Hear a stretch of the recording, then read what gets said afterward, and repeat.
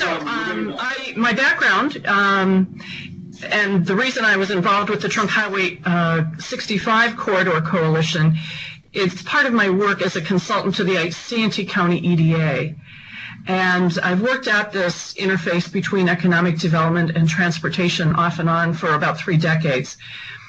And I have to say to the folks at MnDOT, I've been thrilled watching your manufacturers' perspectives projects, because so often in my role in economic development, when I'd be out doing business retention interviews, I would hear about transportation issues and actually ended up addressing them on a one-by-one issue, whether it was load limits for ag commodities coming into a small-town feed mill, or dangerous situations at shift change on a state highway out by Golden Plump, just west of St. Cloud. So I'm thrilled to see this work moving forward. More recently, I worked as a consultant to the Met Council from 2013 to 2016 on the economic competitiveness work, and I noticed that David Chandler used a slide from that work to describe the interaction between community, economic, and workforce development, and I just think bringing those together is so important for us to make wise investments going forward. Just a little introduction. The Trunk Highway 65 Corridor Coalition serves the north area of the metro, Anoka, Isanti, and Kennebec counties. You can see some of the communities that are involved there, and 5 active townships. It addressed historically primarily safety issues, but then when some issues emerged from our manufacturing community, it really gave them a new focus and a drive to be more actively engaged than they had been for several years. Some of the challenges going on up there, certainly a lot of strong population growth, both in Blaine and all the way north up into Cambridge and Isanti. And then Blaine is really growing as a retail center and has some even more retail coming on. And then the sports center is certainly a force. And what happened for us is that we have a couple manufacturers that serve on the Isanti County EDA, and we do an annual priority setting meeting, and one of them started describing the impact of increasing congestion and the signals on his business. There are a number of traffic signals on Trunk Highway 65. He'd been in the area for many years, and he'd experienced the changes. And he could be really graphic about it because he has only 35 to 40 employees and uses his own trucks. So he has a real close connection with his drivers, and occasionally would end up driving the truck himself and really thinking about what was going on there. So he was very articulate, and identified that it's caused him a need for an additional truck and driver because over time things have slowed down so much. He sometimes has to have extended shifts for receiving because trucks won't get back out of the metro in time. He faces load limit challenges seasonally if he tries alternate routes. He can go on and on about the brakes and the increased vehicle maintenance, and then really particularly safety concerns. And I think he felt as though the stoplights are timed for cars and not trucks, and so that really put the trucks in an awkward position relative to all of the anxious commuters. In addition to the manufacturers, and we did ultimately hear from more of them, the cities were concerned about the impact on their ability to attract manufacturers to their business and industrial parks. So they they understood his concerns right away because they'd heard them from some prospective businesses. So what we decided to do was do a survey to really try and document that economic impact a little better. And We started out doing a draft based on the manufacturer I mentioned earlier who serves on the EDA, and then we reviewed that document with a second manufacturer in another community, so we would get some additional perspective there.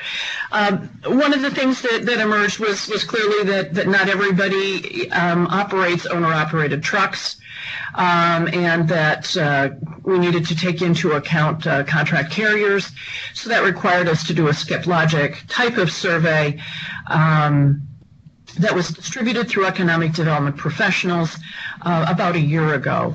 And for those manufacturers who don't run their own trucks, we asked them if they were willing to provide information on their contract carriers, including contact information, so that we could follow up with them. And then we did phone calls with those contract carriers. So again, the purpose of this was really to identify the impact of the traffic signals and congestion on manufacturers. I think one of the things that makes this different from some of the other MnDOT studies that have been done statewide is this was corridor, not cluster or some of the other approaches that have been used. So we were able to really get that corridor perspective as we looked at the situation.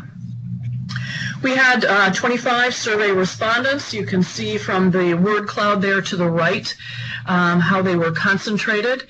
They represented about 650 employees and 500 inbound and 500 outbound semis per week, plus the box trucks and couriers. One thing that I think is of interest is that only 12% used mostly their own trucks. 24% used a mix of their own trucks and contract carriers, but 64% used mostly contract carriers. So it's really important to hit both of those, and I think the approaches need to be different. There were, I think, 3 contract carriers that were identified that I was able to reach and have some discussions with. 2 of them were the larger providers, UPS and FedEx. One of them I really didn't get much information, and another one connected me with an engineer in their transportation systems that helped identify some specific locations. And again, they coincided with what we were hearing from the local manufacturers that were running their own trucks. We also had a local trucking firm that provided a lot of detailed information. And again, it coincided with what we heard from the locals. So the impact of congestion, you can see there, a lot of them were adjusting their schedules to avoid the busy times, taking alternate routes. There was a lot of concern about safety. They felt they incurred some higher costs in a variety of ways, both for transportation and employment. And I tried to pursue, a really more detailed economic impact. They really had difficulty quantifying the cost of operating their trucks. I did use the information from the American Truck Research Institute or something like that of $67. And I think they generally felt as though that was some that reacted to it felt as though that dollar amount seemed about right. Other questions that were asked focused on specific areas most troublesome to you or your carriers. There were a lot of smarty comments about every stoplight, but there were a lot of specific responses that focused on Blaine. And more general concerns about Blaine to Isanti. I think safety emerging there also. The suggested improvements aren't surprising. Signal timing related comments, reducing access points, putting in interchanges, doing roundabouts. And I think now the look is really at reduced conflict intersections, although none of these people knew about that, and that wasn't part of how they responded. And then some interest in having flashing yellow caution lights on approach to the signals. So that's kind of the overall report on that, but just from my perspective as an economic development professional, businesses really don't care about who owns what exactly. They just want access. And so I think as we move forward in this process, it needs to involve counties and cities on that last mile sort of thing. I did some work, and I think another really interesting question to explore as MnDOT looks at framing this contract is the Metro District's goal a snapshot, or is it really a longer term, more continuous feedback system? And it may be possible to engage local community and economic development partners to get some additional information. In 2015, there were over 2,300 business retention visits done by deed, and then other organizations did about 400. But I know in 2016, one city alone did 350. Either about half of them were interviews and half of them were via phone. I think if there was some more outreach to the economic development community, there'd be an opportunity to make sure that transportation-related questions could be included in those contacts, and certainly there'd need to be a channel to move that information. But that's if you're looking at a longer-term system rather than just sort of kind of a one-time snapshot. I'm thrilled to see that Hennepin County is looking at integrating this into the comp plan process. I had some experience doing that out in Carver County about a decade ago. And when I interviewed employers there, I certainly ran into issues. If you think about how Carver County developed many of the industrial areas and facilities like Emerson Process, were built out there before the population growth and before all the retail traffic and activity. And when I interviewed the folks at Emerson Process, they were very troubled by the shift change situation. They felt as though the gaps in traffic were totally insufficient for people to get in and out of the parking lot safely. People stacked up deep in the parking lot. It was dangerous for semis to try and pull out. And I think that those kinds of situations need to be identified and addressed. Unfortunately, a decade ago, fortunately, a decade ago, Carver County was committed to addressing those on the county roads, but people were shrugging their shoulders about what to do with MnDOT. So again, I'm thrilled to see that MnDOT is more actively engaged in looking at this now. As you look at working with local economic development partners, I think there's some important benefits because many of these people have relationships with their companies. They have contact information, and they can be part of advocating for the solution. One of the challenges is you've got great inconsistency about this across the metro. There's one suburb that did 350 last year, and I would say the majority are far below that at more at the 0 to 20 level. But again, they are probably hitting their major providers. And I think it'd be great to see this integrated into the comp plan process if we aren't too late on that. And I was trying to think about how it might be done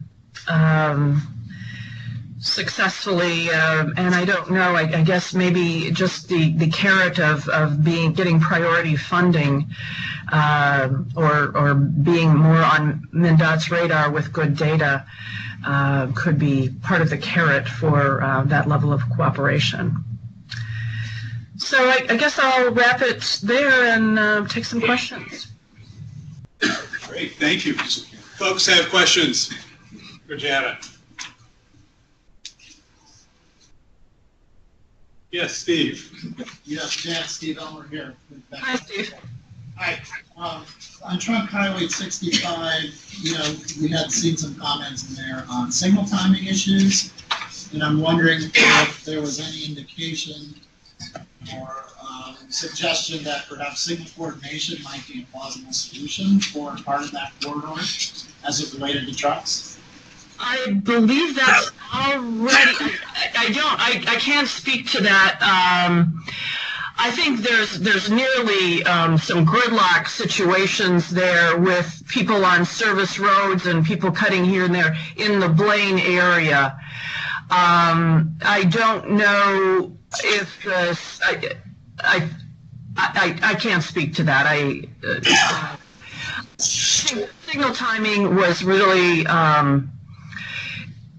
coming from the perspective of if you hit one light, if you're on a long run from Cambridge into the metro or something like that, if you hit one signal, you're going to be hitting them all. But that's from the perspective of a truck which starts more slowly. I don't know if how that is set up right now. That was just a suggestion from somebody who was in the survey. Thank you. Other questions? Yes, over here. Janna, this is Bill Goines. How are you today? I'm well, thank you. Good, good. Listen, one of the comments I picked up on that you made was you mentioned corridor studying versus cluster studying. And as we talk about it here in the metro area, I've been involved with certain corridors. That's what got me thinking about this. I-94 corridor, certainly the corridor you're describing, and a few others here. I'd love to hear your thoughts as far as looking at some of these bottlenecks and some of these challenging areas by a corridor approach versus cluster. I'm catching your cold on that, but any thoughts you might have on that one? Well, it's certainly how the world functions. I think there is, the people really do function on those corridors. I think there are some clusters that might be of particular interest. Certainly one would be transportation and logistics, because there are so many contract carriers that are a part of the mix. So that would be, I think, one cluster that might be a high priority. From an economic development, economic competitiveness perspective, I think we really need to be conscious too of those freight hubs that Steve mentioned, and they were giving some higher priority to some access to those. And again, I think that relates to the freight and logistics, because from an economic development perspective, I think, how do we connect our region to the rest of the globe? And how do we make sure that we have an efficient and competitive connection? So I think those freight hubs are important to watch. And as land values go up and there's a drive for competing uses in those areas, probably residential, we need to make sure that we're conscious of adjacent land uses and transportation. So something like a showroom yard or some of the port facilities truly maintain the transportation access they need. Beyond that, I think there's the medical device cluster is certainly high value, and there are some folks that evaluate freight based on dollars rather than weight or numbers of trucks. And you certainly have expertise in that. And so I'm not sure all clusters need to be looked at, but I think there might be a handful of clusters that have special value. Well, thank you. No, and I know like Lee in the room here, Lee Munich, has studied the cluster side very thoroughly. And I'm just wondering if there's a convergence here and maybe further discussion that should take place as far as studying this via cluster versus corridor, so that we maybe, if there are convergence coming to really understand economic development, economic competitiveness, regardless of which way we come at this, or we maybe need to come at it from both. Yeah, I think it might be valuable to do both, because certainly we're going to see the congestion on corridors, and it'd be helpful to know which clusters are where and, being impacted by the congestion. Thank you. Great. Other questions? Yes. Go ahead, I was just going to make a comment first. Hi, John. This is John Tompkins. Hi, John. Like I said, I don't think it's a one-size-fits-all. There's different analysis we can do. I know there's a lot of benefits in doing the corridor analysis, even in metro, how the system is set up there. But one thing I want to ask you, Janna, in your assessment with the businesses, and they talked about those flashing yellow lights. And most of the studies that we've done, at least for the manufacturing studies, statewide, regional studies, that's been a great benefit for trucks. And I don't know if I caught the quite answer to that. Did you say that the industry there did not like it, or they did like those flashing advanced warning lights? You're breaking up a little bit. Okay, the advanced warning lights for the signals. You mentioned in one of your slides that I can tell if it was a benefit or it was something that the industry did not like. They wanted it. They suggested that it would be helpful. Okay, yeah, because we've been getting that all over, whether statewide, regional, manufacturing studies. Actually, that's been one of the biggest benefits that they saw. Other questions? I would think so. I think they think they're very helpful from a safety perspective. Other questions for Janna?